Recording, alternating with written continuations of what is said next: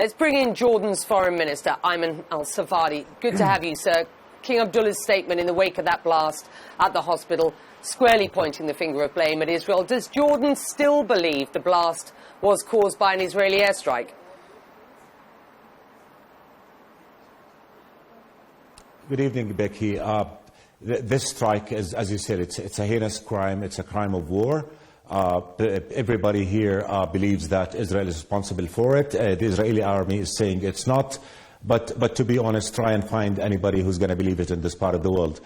People are used to this kind of denying things and then admitting them. We all remember the case of Shireen Abu Akleh, where the first Israeli response was it was Palestinians who killed her, and then they ended up admitting that was an Israeli soldier. I think nobody's going to buy that story. People are outraged, as you just reported. I think is Israel willing to have an independent international investigation into the crime? Until it does so, nobody in the region would believe that it was not Israel, given the fact that we've seen the thousands of missiles coming out from Gaza into Israel, and none of them was capable of producing any damage even near the humongous damage that we saw last night. So people Foreign simply Minister, are let me not put this buying to this. you. Reports do suggest that US intelligence now also believes Tuesday's attack was caused by a Palestinian militant group. You stand by what you've said, that nobody believes that this was anything but an Israeli strike, correct?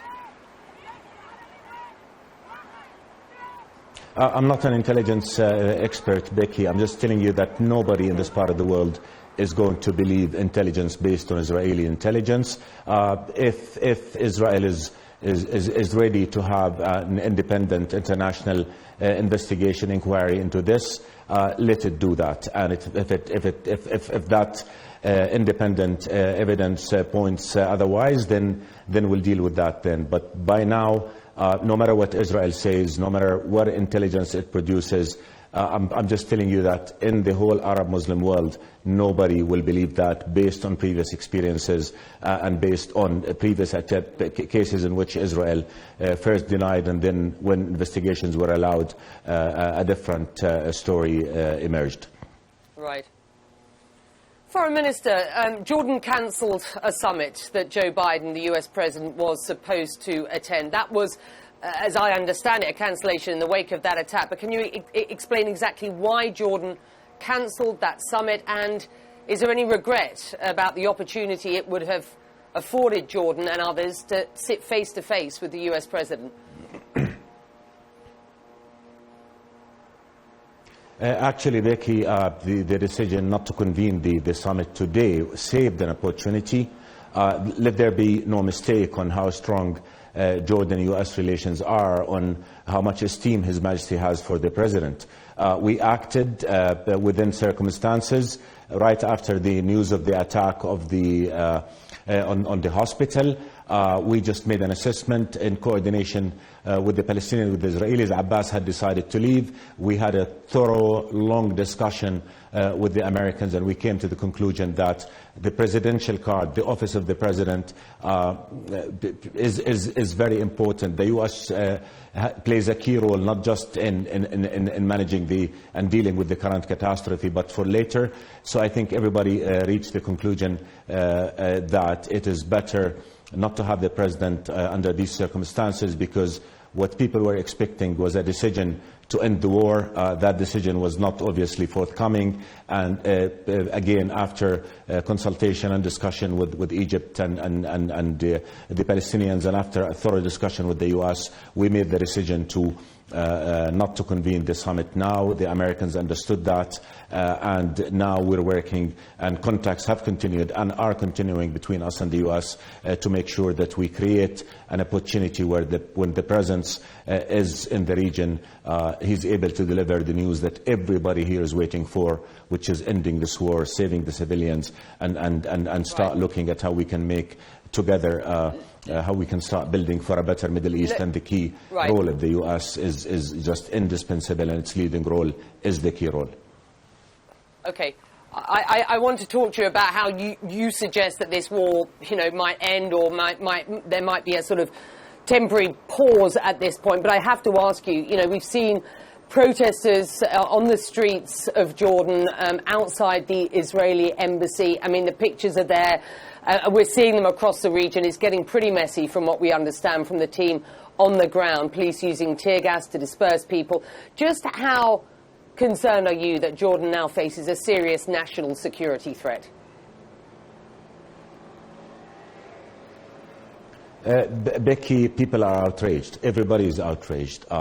11 Palestinian civilians are killed every hour by the Israelis. 5 children are killed every hour by the Israelis. 2 women are killed every hour by the Israelis. The casualties in this war is higher than the casualty in the 2014 war, which lasted for 50 days. So people are angry. However, people know that Jordan is not the enemy, that Jordan is doing everything it can to stop this war. That said, the amount of anger, not just in Jordan, everywhere else, including on the West Bank, including in Egypt, is mounting. And unless we're able to stop this catastrophe, that anger is going to mount, and I think all of us will pay a price. Okay. Look at the economic impact. Look at the interest rates going through the sky. So it is serious, right. and people want to hear one thing and one thing only: a decision to stop the war. Yeah, you clearly do see this as a national security threat for your country and beyond. I need to ask you, what do you make of the news that we've had in just the past hour of Israel's agreement to allow humanitarian aid into Gaza from Egypt? Is this, as far as you can tell, and perhaps you can, you've been having conversations behind the scenes and you can confirm this, is it a tacit agreement by the Israelis for a temporary ceasefire? Is that what this means at this point? Becky, I mean, all of us are working to find any glimpse of hope in this darkness. We're all working for a ceasefire that would allow the delivery of humanitarian supplies to Gazans. We're looking for a humanitarian corridor that will bring medicine, food, other supplies to Gazans. We have a hospital operating in Gaza since 2009. Within a week, it will run out of supplies and it will not be able to operate. So we haven't seen that happen. If it happens, that's a first step to minimize what is a war crime by denying people access to food and water. We're all behind that. We're all behind a ceasefire. We all need to pause and say enough. How many people are going to have to die before we all realize that war will not solve the problem, that war will not guarantee Israel's security, right, or Palestinian security or our security, that only peace will do that. So talk of ceasefire is continuing. Talk of allowing supplies is continuing. Talk of a decision to end the war is continuing. So we're all working towards that, and any step in that direction is definitely a welcome step. It will have an impact, a real impact, right, in terms of saving people's lives. You and I spoke a couple of days ago, and you said, effectively, Jordan has a red line when it comes to any Palestinians looking for an exit through Rafah into either Egypt and Jordan. I mean, there's always this fear in Jordan that the United States and indeed Israel might try to make Jordan the alternative homeland for the Palestinian people, known as Watan al-Badil in Arabic, rather than to allow an actual Palestinian state to form. In light of what we are seeing with the displacement of Palestinians right now and the pressure that has been exerted on you to accept Palestinians through that Rafah border crossing, is that a concern for Jordan at this point?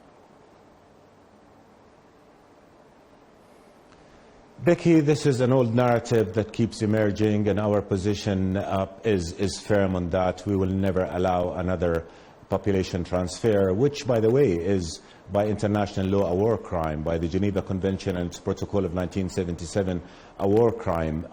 So that's something that just we will not accept. We will not allow Israel to transfer the crisis to Jordan. If there is any real attempt to do that, Palestinians don't want it, Jordanians don't want it, so what it will do is, let me be honest, it will be just another war in the region.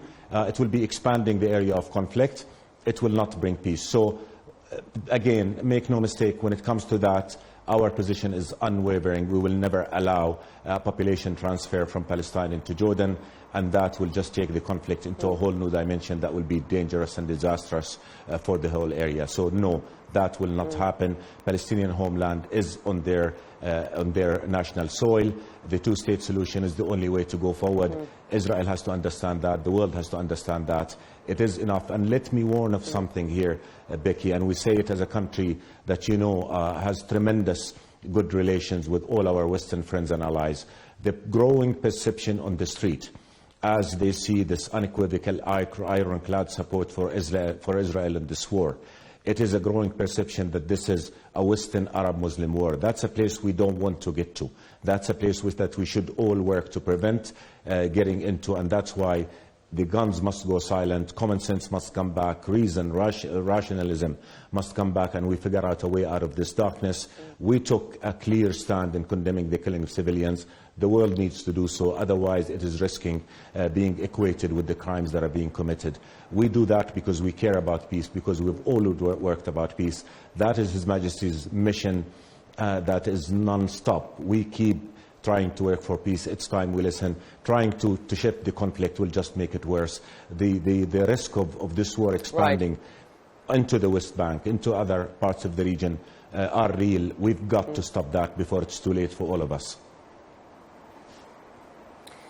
Jordanian Foreign Minister Ayman al-Safadi, not mincing your words, and understandably so. We thank you very much indeed for joining us.